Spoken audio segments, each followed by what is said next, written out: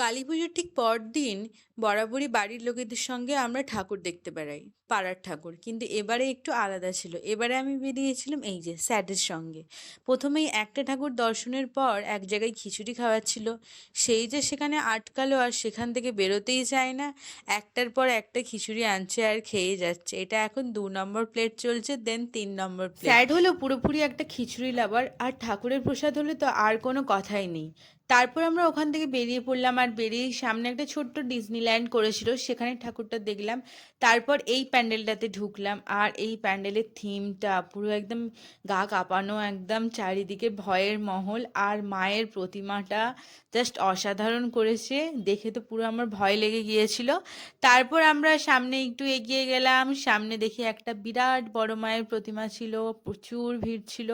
তো ঠেলে ঠেলে এখানে ঠাকুরটাও দর্শন করলাম। দেন ফেরার পথে এটা দেখলাম,